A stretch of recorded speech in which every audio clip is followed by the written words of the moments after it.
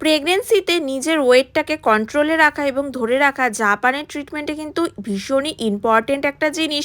আর আমি কিভাবে নিজের ওয়েটটা প্রেগনেন্সিতে ধরে রেখেছি সেই নিয়েই আজকে পুরো ভিডিওটা। আশা করছি তোমাদের অনেক ভালো লাগবে।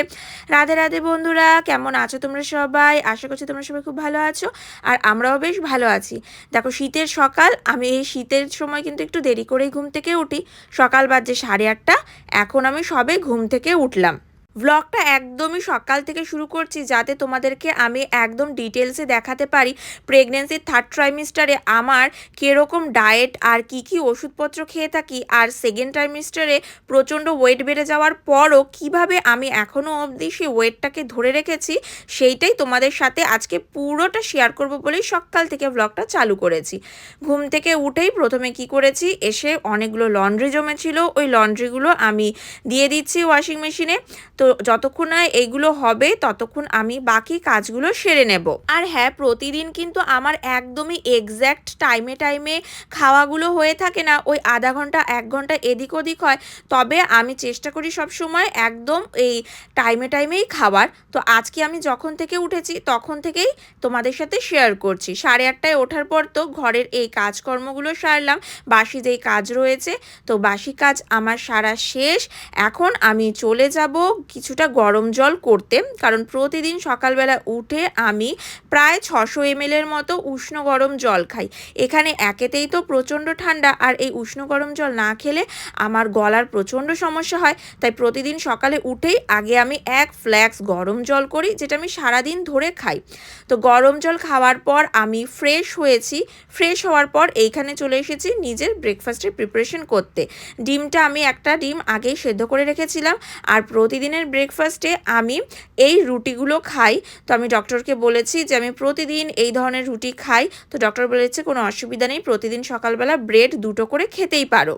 আগে এখানে আমি দুধটাকে গরম করে নেব। দুধটাকে খুব সুন্দর মতো বলক দিয়ে বেশ কয়েকবার গরম করে সাইডে একটু রাখবো, কারণ এত গরম দুধ আমি খেতে পারি না। একটু ঠান্ডা হলে তারপর আমি দুধটা খাই। আর এই যে এইখানে আমি ব্রেডটাকেও সেঁকে নিতে চলে এসেছি। সেকেন্ড ট্রাইমিস্টারে আমার সুইট ক্রেভিংস এত বেড়ে যায় যে প্রচুর পরিমাণে আমি মিষ্টি জিনিস খাওয়া শুরু করি, যার ফলে এক ধাক্কায় 1 মাসে আমার 6 কেজি ওজন বেড়ে যায়। তো তারপরই ডক্টর আমাকে একদম স্ট্রিক্ট ডায়েটের মধ্যে চলে আসতে বলে, সেটাই আমি এখনো অবধি ফলো করে যাচ্ছি। দেখো, আমার সকালের ব্রেকফাস্টে ছিল আজকে 2টো রুটি, একটা কলা আর একটা ডিম সিদ্ধ। এটা কিন্তু আমার প্রতিদিনের সকালের ব্রেকফাস্ট। সকালের ব্রেকফাস্ট কিন্তু আমি চেঞ্জ করি না। তো সকালে ব্রেকফাস্ট করে চলে আসলাম আমি আমার বাকি কাজগুলো করে নিতে। ওয়েট ধরে রাখার ক্ষেত্রে শুধুমাত্র খাবার মেনটেন করলেই কিন্তু চলবে না, নিজেকে কিন্তু অ্যাক্টিভও থাকতে হবে। জাপানে যেহেতু এখন প্রচণ্ড পরিমাণে শীত চলছে, আর এই সময় জাপানে খুব হাওয়া দিয়ে থাকে, বিশেষত আমরা যেই জায়গাতে থাকি। তো তার জন্য বাড়ি থেকে বেরিয়ে ওয়াকিং করা তো আমার পক্ষে এখন সম্ভবই না। ডক্টরই নিজে থেকে বারণ করে দিয়েছে, কারণ এই সময় ঠান্ডা লাগানো যাবে না। তার জন্য কি করতে হবে, ঘরে কিন্তু অ্যাক্টিভ থাকতে হবে। শরীর মোটামুটি আমার ভালোই লাগে, অত বেশি খারাপ লাগে না। তবে প্রচণ্ড শরীর খারাপ লাগলে তখন আবার এখানে ডক্টররা সাজেস্ট করে যাতে রেস্ট নিই, কিন্তু আমার যেহেতু শরীর মোটামুটি ভালোই লাগে, তার জন্য আমি সব সময় অ্যাক্টিভ থাকার চেষ্টা করি। দেখো, আমার এখানে জামা কাপড় মেলা হয়ে গেছে, আর মিন টাইম আমার দুধটাও ঠান্ডা হয়ে গেছে। এখানে 180 ml দুধ রয়েছে। আমি প্রতিদিন 180 ml দুধ কিন্তু খেয়ে থাকি। তো এখন আমি দুধটা খাবো। আর দেখো, সকাল 10টা 5-এর মধ্যে আমার সকালের ব্রেকফাস্ট কিন্তু একদমই হয়ে গেছে, দুধ থেকে শুরু করে যা যা যাবতীয় খাই। তো এখন চলে আসবো ওষুধ খেতে। জাপানে প্রেগনেন্সিতে তেমন কোনো ওষুধ দেওয়া হয় না, কনস্টিপেশনের ওষুধটা তবে দেওয়া হয় যাদের অসুবিধা হয়। তো আমার যেহেতু একটু কনস্টিপেশনের সমস্যা চলছিল সেকেন্ড ট্রাইমিস্টার থেকে, তার জন্য আমি সেকেন্ড ট্রাইমিস্টার থেকে সবসময় কনস্টিপেশনের ওষুধ খেয়েই আসছি। সকালে এবং রাত্রে খাবার পরে আমি এই কনস্টিপেশনের ওষুধটা খেয়ে থাকি। তারপর চলে এসেছিলাম রান্নাঘরে দুপুরের প্রিপারেশন করতে। তো দুপুরে রান্নাতে আমি সবসময় 2টো পদ রাখার চেষ্টা করি, আর তার সাথে কিন্তু একটা স্যুপ আমার থাকবে। সেটা ভেজিটেবল স্যুপ হোক আর চিকেন স্যুপ হোক, যে কোনো স্যুপ কিন্তু ম্যান্ডেটরি আমার দুপুরের খাবারে। আর হ্যাঁ, ওয়েট লসের ক্ষেত্রে কম তেল দিয়ে রান্না করা কিন্তু খুবই একটা ইম্পর্টেন্ট পার্ট। প্রতিদিনের রান্নায় যদি প্রচুর পরিমাণে তেল দেওয়া দেওয়া হয় বা প্রচণ্ড ডুবো ডুবো তেলে ভাজা জিনিস খাওয়া হয়, তাহলে কম কম করে খেলেও কিন্তু অতটা পরিমাণে ওয়েটটা ধরে রাখা যাবে না, সেই ওয়েট বাড়বেই, কারণ তেলে থাকে প্রচণ্ড ক্যালোরি। তো আমি এমনিও প্রেগনেন্সির আগে থেকে সবসময় আমি খাবারে পরিমিত তেল দেওয়ারই চেষ্টা করি, আর ওইভাবেই আমি আমার প্রতিদিনের খাবারে রান্নাটা করে থাকি। তো আজকে দুপুরে আমি রান্না করব একটুখানি ফুলকপি ভাজা। তো ফুলকপিটা আমি সামান্য একটুখানি তেলে জিরে শুকনো লঙ্কা ফোড়ন দিয়ে পেঁয়াজ কাঁচা লঙ্কা দিয়ে ভেজেছি, নুন হলুদ, আর এতে কোনো এক্সট্রা আমি মশলা দেব না। তো এখানে স্যুপের জন্য আমি একটু পালং শাকও কেটে রেখেছি। আজকে আমি সবজি স্যুপ বানাবো। চিকেন স্যুপ বানালেও তাতে আমি অনেকটা পরিমাণে সবজি দেওয়ার চেষ্টা করি। তো দেখো এইখানে আমার ফুলকপি ভাজা একদম রেডি। ফুলকপি ভাজার সাথে সাথে আমি আজকে রান্না করব ইওয়াসি মাছ বা সার্ডিন মাছ। এটা সামুদ্রিক একটা মাছ যেটা কিনা ওমেগা 3 ফ্যাটি অ্যাসিডে পরিপূর্ণ এবং পারদেও অনেক কম, মানে মার্কিউরি লেভেলেও এই মাছটার অনেক কম। তো প্রেগনেন্সিতে এই মাছটা আমি খুবই খাই। শুধু প্রেগনেন্সিতে না, আমি জাপানে আসার পরই এই মাছটা ভীষণ ভীষণ পছন্দ করি। আর এই মাছটার আমার সবথেকে ভালো দিক যেটা লাগে, এই মাছটা ভাজতে জাস্ট সামান্য পরিমাণ তেল লাগবে। এখানে তোমরা দেখতেই পাচ্ছ আমি হাফ চামচের মতো তেল দিয়েছি, 1 চামচও তেল দিইনি। তোমরা বিশ্বাস করবে না, এই হাফ চামচ তেলে আমার মাছ ভাজা থেকে শুরু করে মাছ রান্না সম্পূর্ণ কমপ্লিট হয়ে যাবে। কারণ এই মাছটা একটা তৈলাক্ত মাছ, আর এই মাছটা থেকে প্রচুর প্রচুর পরিমাণে তেল ছাড়ে, যেইটা দিয়েই কিন্তু পরবর্তীকালে রান্নাটা পুরোটা হয়ে যায়, আর আমার খেতে কিন্তু ভালোই লাগে। তো দেখো মাছটা আমি এক পিঠ উল্টে দিচ্ছি, অলরেডি মাছটা থেকে কিন্তু তেল ছাড়া শুরু করে দিয়েছে। মাছটা এই নিজের তেলেই না সুন্দর মতো কড়া করে ভাজা হয়ে যাবে।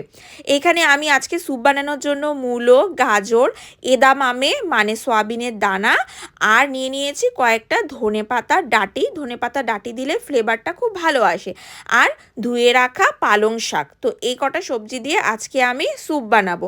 এতে আমি সামান্য একটু লবণ দিয়েছি, হাফ চামচের একটু কম, আর পরিমাণ মতো জল দিয়েছি। ব্যাস, এখন আমি এটাকে গ্যাসে বসিয়ে দেব। স্যুপে কিন্তু আমি আর কোনো কিছু দেব না। এইদিকে দেখো আমার মাছ ভাজাও কিন্তু হয়ে গেছে, বেশ কড়া করে মাছগুলো ভাজা হয়েছে, আর মাছ থেকে কতটা তেল ছেড়েছে তোমরা বুঝতেই পারছো। তো আমি এখানে আর একদম তেল দেব না, এই তেলের মধ্যেই আমি জিরে ফোড়ন দিয়ে রেগুলারে যেই মশলা হয় নুন হলুদ জিরের গুঁড়ো ধনের গুঁড়ো, ওইগুলো দিয়েই আমি আজকে মাছটা রান্না করব। আর আমি আজকে মাছটা একটু সর্ষে বাটা দিয়ে রান্না করব। তো মশলাটা কষে গেলে আমি সর্ষে আর লঙ্কা বেটে রাখা পেস্টটা দিয়ে মশলাটাকে কষিয়ে মাছটা রান্না করব। এদিকে আমার স্যুপটাও কিন্তু প্রায় হয়ে যাওয়ার পথেই, সবজিগুলো সুন্দর মতো কিন্তু সেদ্ধ হয়ে গেছে, জাস্ট আমি আর একটু বয়েল করব তারপর। তো প্রেগনেন্সিতে আমি সেকেন্ড ট্রাইমিস্টারে যখন আমার ওয়েট বেড়ে যায় তখন থেকেই কিন্তু স্যুপটা খাওয়া চালু করি। তখন ডাক্তার আমাকে সাজেস্ট করে যে ভাতের পরিমাণ কমিয়ে দিয়ে প্রতিদিনের খাবারে একটা স্যুপ রাখতে, বিশেষত দুপুরের খাবারে। আর এই সবজির স্যুপে তোমরা চাইলে কিন্তু একটু গোলমরিচ গুঁড়োও দিতে পারো।